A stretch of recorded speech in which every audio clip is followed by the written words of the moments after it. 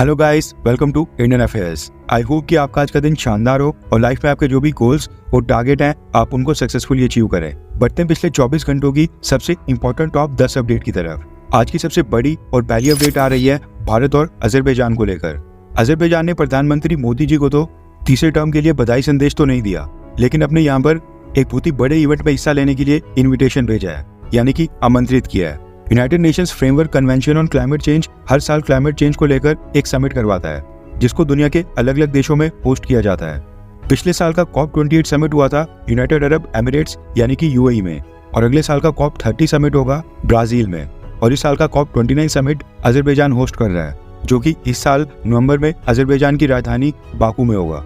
अभी जो COP summit होते हैं, इसमें दुनिया के अलग अलग देशों के लीडर्स एक साथ शामिल होकर global warming, climate change, green house gases के एमिशंस को कम करना और ग्रीन एनर्जी को बढ़ावा देने जैसे पर्यावरण से संबंधित गंभीर विषयों के ऊपर चर्चा करते हैं, फ्रेमवर्क तैयार करते हैं और ऐसे इनिशिएटिव्स के लिए फंड इकट्ठा करने का प्रयास किया जाता है, ताकि हम धरती को आगे आने वाली जनरेशंस के लिए प्रिजर्व करके रखें। क्लाइमेट चेंज, जो आज की डेट में दुनिया के सभी देशों के लिए काफी खतरा बनते जा रहा है, उससे निपटने के लिए इस COP समिट्स में दुनिया के सभी देश अपनी तरफ से कमिटमेंट्स करते हैं, सुझाव देते हैं और ये रिव्यू करते हैं कि जिस देश ने पिछले सालों में कमिटमेंट की थी, क्या वो उसको पूरा कर भी रहा है या फिर नहीं। अभी साल का COP29 समिट क्योंकि अजरबैजान होस्ट कर रहा है, इसलिए अजरबैजान ने भारत सरकार को आधिकारिक तौर के ऊपर इन्विटेशन भेजा है, यानी कि आमंत्रित किया है।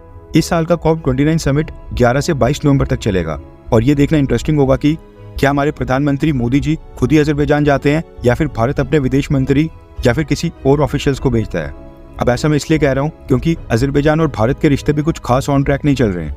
अजरबैजान बार बार कश्मीर मुद्दे के ऊपर भारत को टारगेट कर रहा था, इसी वजह से भारत सरकार ने भी अर्मेनिया को हथियार सप्लाई करना स्टार्ट कर दिया है। पिछले साल जो UAE में COP28 समिट हुआ था, उसमें तो प्रधानमंत्री मोदी खुद ही गए थे और वहां पर उन्होंने COP33 समिट को भारत में होस्ट करने का प्रपोजल दिया था, यानी कि जो साल 2028 में COP33 समिट होगा वो में भी भारत होस्ट करे और दुनिया के 190 से ज्यादा देशों के लीडर्स उसके लिए फिर भारत आएंगे। आज की सेकंड अपडेट आ रही है भारत और चाइना को लेकर।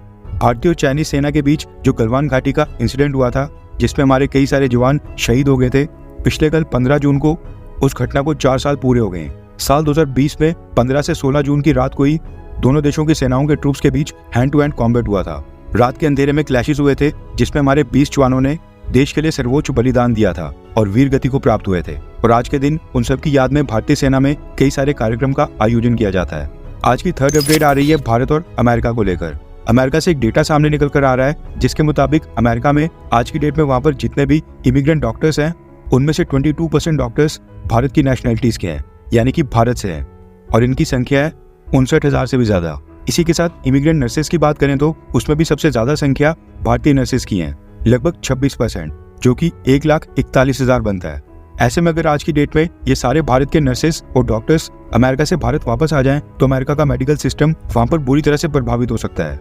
आज की फोर्थ अपडेट आ रही है भारत के पड़ोसी देश मालदीव्स और चाइना को लेकर। दरअसल पिछले कल 15 जून को मालदीव्स के प्रेसिडेंट मोहम्मद मिजू और चाइनीज प्रेसिडेंट शी जिनपिंग, इन दोनों का एक बर्थडे यानी कि जन्मदिन था।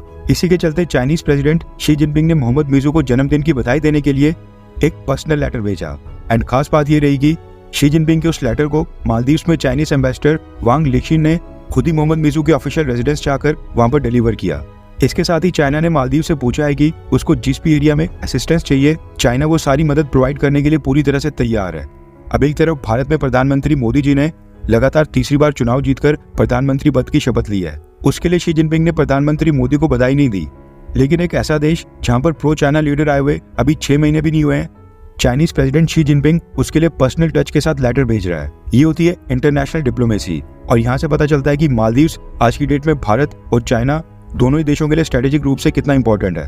बस यही कारण है कि एक तरफ मालदीव्स के प्रेसिडेंट मोहम्मद मिजू को प्रधानमंत्री मोदी अपने शपथ ग्रहण समारोह में इनवाइट कर रहे हैं, तो दूसरी तरफ शी जिनपिंग मोहम्मद मिजू के जन्मदिन के ऊपर उसको पर्सनली लेटर भेज रहा है। आज की फिफ्थ अपडेट आ रही है भारत और यूक्रेन को लेकर। पिछले कल 15 जून को स्विट्जरलैंड में global piece summit on Ukraine की शुरुआत हो गई है।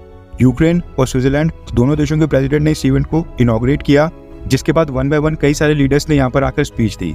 अब यूक्रेन लगातार रिक्वेस्ट कर रहा था कि भारत भी इस इवेंट का हिस्सा बने। यूक्रेन के प्रेसिडेंट व्लादिमीर ज़ेलेंस्की ने प्रधानमंत्री मोदी को पर्सनली भी इनवाइट किया था, लेकिन भारत की तरफ से ना ही प्रधानमंत्री मोदी जी गए, ना ही भारत ने अपने विदेश मंत्री या फिर स्विट्जरलैंड में किसी एम्बेसडर को इस इवेंट में भेजा। बल्कि भारत ने अपनी मिनिस्ट्री ऑफ एक्सटर्नल अफेयर्स के विदेश मंत्रालय में secretary for west Pawan Kapoor sir को इस इवेंट में भेजा है। ऐसा नहीं है कि पवन कपूर सर का कद कम है, खास बात यह है कि वो इससे पहले रशिया में भारत के एम्बेसडर थे और दूसरी तरफ दुनिया के बाकी देश अपने president, vice presidents, foreign ministers को भेज रहे हैं। लेकिन भारत ने फैसला किया है कि हम विदेश मंत्रालय के एक सेक्रेटरी को भेजेंगे। ये शो करता है कि भारत इस इवेंट में हाई लेवल की पार्टिसिपेशन नहीं कर रहा है, क्योंकि ऐसा करने से रशिया को एक मैसेज आएगा कि भारत यूक्रेन के प्रोपेगेंडा को सपोर्ट कर रहा है। सारी चीजें बैलेंस आउट करने के लिए ही भारत ने विदेश मंत्रालय के एक सीनियर ऑफिशियल्स को भेजा है, ताकि रशिया और वेस्टर्न देशों को बैलेंस करने की कोशिश की जाए। और मोर ओवर, ये जो स्विट्जरलैंड में यूक्रेन पीस समिट हो रहा है, यहाँ भी वेस्टर्न देशों और यूरोपियन देशों ने आकर ही रशिया को बुरा भला कहकर उसकी आलोचना करनी है।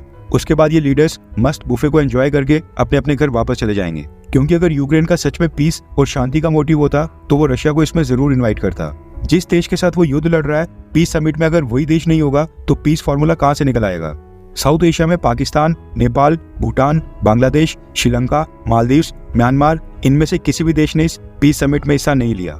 इवन अमेरिका ने भी अपने प्रेसिडेंट जो बाइडेन को नहीं भेजा। लास्ट मोमेंट के ऊपर अमेरिका की वाइस प्रेसिडेंट कमला हैरिस को इस पीस समिट में भेजा गया। एंड एक्सपर्ट्स का कहना है कि ये समिट एक तरह से केवल फोटो अपॉर्चुनिटी बनकर ही रह गया है, जिसमें कुछ भी कंक्रीट निकल कर नहीं आएगा। आज की 6th अपडेट आ रही है एक इंटरनेशनल रैंकिंग्स को लेकर, जिसमें दुनिया भर में ग्लोबल लेवल के ऊपर कौन सी कंपनी का ब्रांड कितना स्ट्रॉन्ग है, इसके आधार पर दुनिया की सभी कंपनीज को रैंकिंग दी जाती है।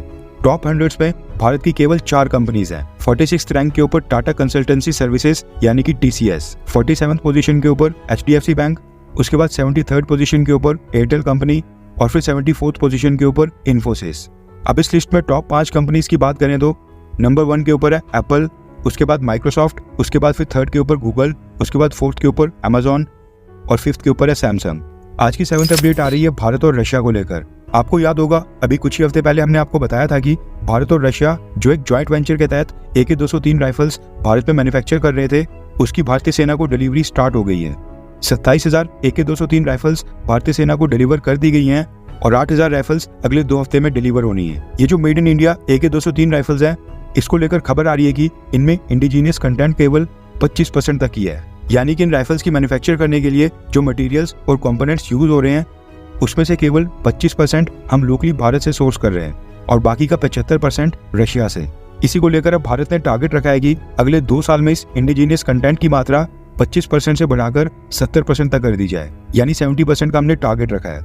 ब्रह्मोस मिसाइल्स में भी इंडिजीनियस कंटेंट की वैल्यू स्टार्टिंग में बहुत ही कम थी, लेकिन आज की डेट में ब्रह्मोस में भी 83% इंडिजीनियस कंटेंट है और आई होप कि AK-203 राइफल्स में भी यही सक्सेस मिले। आज की 8th अपडेट आ रही है इजराइल और हमास युद्ध को लेकर। दरअसल इजराइल के सोल्जर्स गाजा में पिछले कल एक कॉम्बैट ऑपरेशन कर रहे थे, जिस दौरान उनके ऊपर हमास के आतंकियों ने एक बहुत ही बड़ा हमला किया, जिसमें इजराइल डिफेंस फोर्सेस के 8 सैनिकों की एक साथ ही जान चली गई और कई गंभीर रूप से घायल बताए जा रहे हैं। और खबर है कि अभी भी 120 इजरायली होस्टेजेस हमास के कब्जे में।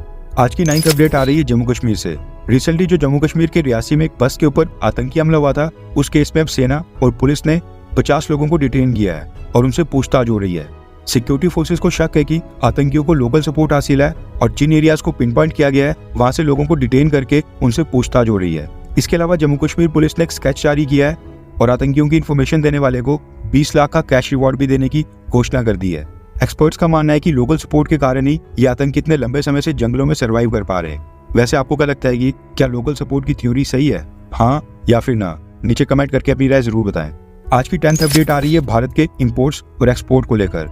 दरअसल भारत सरकार ने मई महीने के लिए डेटा रिलीज कर दिया है, जिसके मुताबिक मई महीने में भारत ने $61.9 बिलियन की चीजें दूसरे देशों से परचेज की थी, यानी कि इंपोर्ट की थी, जबकि $38.1 बिलियन की आइटम्स दूसरे देशों को एक्सपोर्ट करके उनको सप्लाई की।